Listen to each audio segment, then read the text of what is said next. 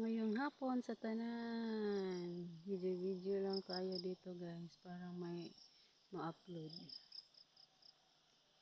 Para na ipanghambog.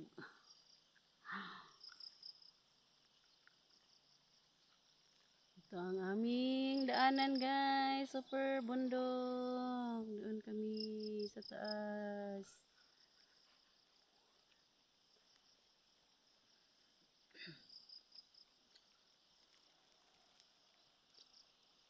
Daming mais guys.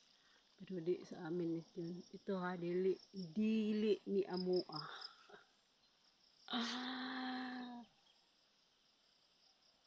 Naagian lang na mo ni guys.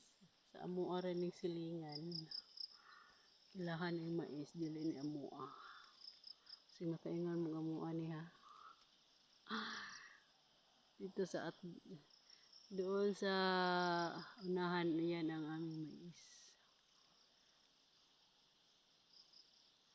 Oh, malapit nang mag-harvest ang mais. Oh. Daya na kasi. Thank you for your watching.